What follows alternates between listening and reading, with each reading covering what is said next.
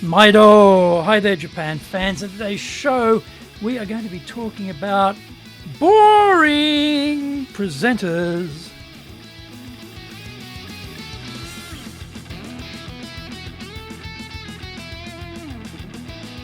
Present Master Shimasho. This is the 7th year of the Presentation Japan Series podcast, and we are beaming around the world to you from sunny Minato-ku in Tokyo. And I'm your host, Dr. Greg Story, Dale Carnegie Tokyo franchise owner, the president of Dale Carnegie Tokyo Training, and 3-time best-selling author of Japan Sales Mastery, which is Zaegyo in Japanese, Japan Business Mastery, and Japan Presentations Mastery, plus Stop Wasting Money on Training, which in Japanese is Training de okane o muda ni suru no wa yamimashou, and all are available on Amazon. Through this podcast, I want to help you to become a better speaker, to be 1. Clear, 2. Confident, 3. Persuasive, and 4. Highly influential with those around you. Don't forget to subscribe and share this podcast with your family, friends, and colleagues. We are not being sponsored by Libsyn, but we value your privacy, which is why we have our podcasts hosted by Libsyn. Unlike many other hosting organizations, Libsyn have a strict policy that does not allow access to your private information by anyone. Here is our daily podcast lineup on Apple Podcasts. Mondays, the Cutting Edge Japan Business Show podcast. Tuesday, the Presentations Japan series. And every second Tuesday, the Business Touches in no Oshie show. Wednesday, the Sales Japan series. Thursdays, the Leadership Japan series. And every second Thursday, the Business Pro Podcasto show. Fridays, the Japan Business Mastery show. Saturdays, Japan's top business interviews. Now, this is episode number 316. Today, we're talking about why are you such a boring presenter? Contemplating this title, you may be thinking, I'm not boring. You would be a rarity in business then, because think about how many interesting business presentations you have heard in your life to date. I would reckon you would have trouble counting them on one hand. If you believe you are not boring, then you are one of the elite amongst business presenters. Is that the case? Why are so many business people such duds as presenters? The answers are not hard to find. There is a basic miscalculation going on about content and delivery capabilities. The underlying mistake is thinking that if my content is really good, I don't have to be really good in delivering it. Once upon a time, information was hard to find and speakers could bring something fresh to their audience. Search engines have ended that monopoly on insights and data. The other issue is audiences today are tough. Steve Jobs has ruined it for all of us. In 2007, he introduced a weapon of audience mass distraction called the iPhone. If we sound even vaguely boring, audiences abscond to their conduits to the internet and leave us behind, no longer listening to what we have to say. The Jobs era has overtaken the Moravian era. Professor Albert Moravian did some research in the 1960s and found some disturbing trends regarding audience attention deficits. His research, however, has become some of the most misquoted and poorly understood in the modern era. His numbers are heralded and trumpeted far and wide, but actually, usually, totally out of context. He found 3 statistics which help us to identify the issues we face as presenters.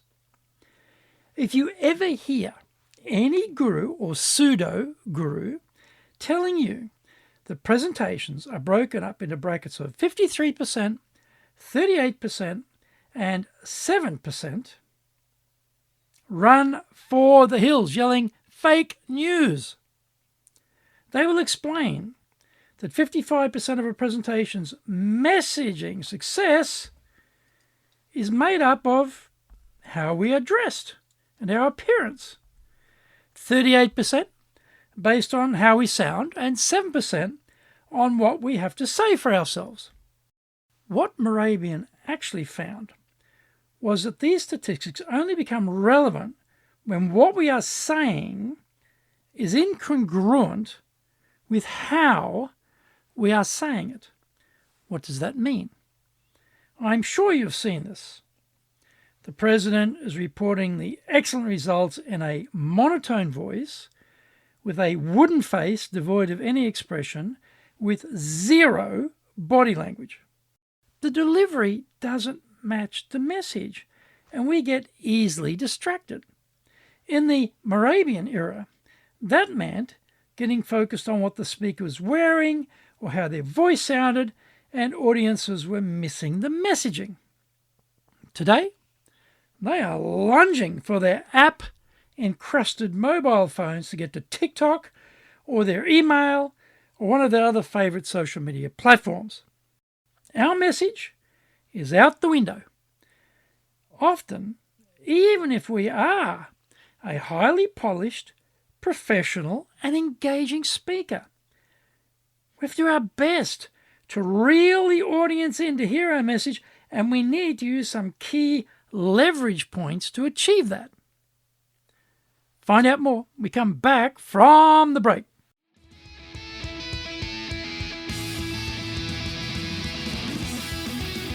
Today's show is brought to you by our public courses, but we are also doing custom in-house programs. We do them in both Japanese and English.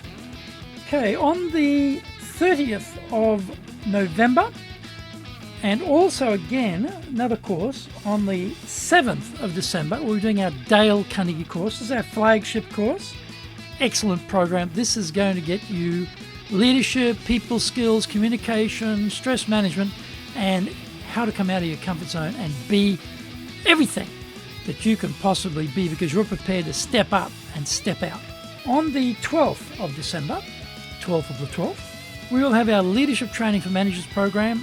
This is the absolute perfect program for people who have been actually placed in leadership roles but never been given any training. This is the nuts and bolts in leadership. This is the most practical course you will find on the planet about how to be a leader. Everything you need to know in practical sense of being a leader. Not theory, not fluff, not up in the clouds. I'm talking about down in the mud and the blood of being a leader is in this course. Excellent program. Go to our website at Japan, Dale Carnegie, DALECARNEGIE.co.jp. So that's Japan-dalecarnegie.co.jp. Lots and lots of value there for you. To do better in Japan, you can email me at greg.story@dalecarnegie.com. If you like learning by watching videos, then we have nearly 2,000 there for you at Tokyo, Japan, Dale Carnegie TV on YouTube. We release 3 TV shows every week on YouTube. The Cutting Edge Japan Business Show, that's the premier business show in Japan, every Monday, Tokyo time. Fridays, we have the Japan Business Mastery Show. And on Saturdays, we release Japan's top business interviews, where I interview leaders from SMEs all the way up to the corporate captains of industry on one topic, leading in Japan. Every second Thursday, we release the Business Pro Television Show. Get my best-selling books on business in Japan, The Bible on Selling, Japan Sales Mastery, or Zaegyo in Japanese, Japan Business Mastery, Japan Presentations Mastery, plus Stop Wasting Money on Training, which in Japanese is Toren de okane o muru ni suru no wa yamimashou, and all are available on Amazon. Welcome back. A monotone voice is guaranteed to have the audience flee from us, so we need to use voice modulation to create the variety we need to retain attention. We can elevate key words for the audience with either power or softness, often using a type of conspiratorial whisper to grab attention.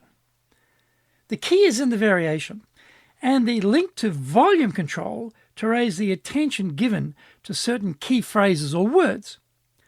Pauses are another voice control aspect which makes a big difference to how easy we make it for our listeners to follow what we are saying and for them to navigate our presentation.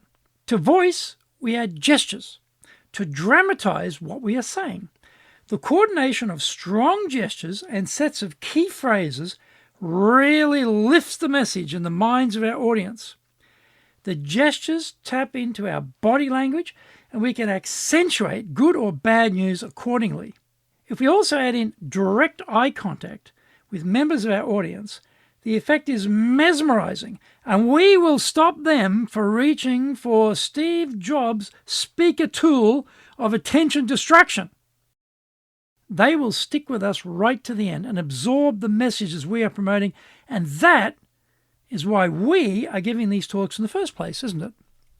It seems ridiculous that such simple tools can lift us from speaker Death Valley oblivion to being listened to without distraction.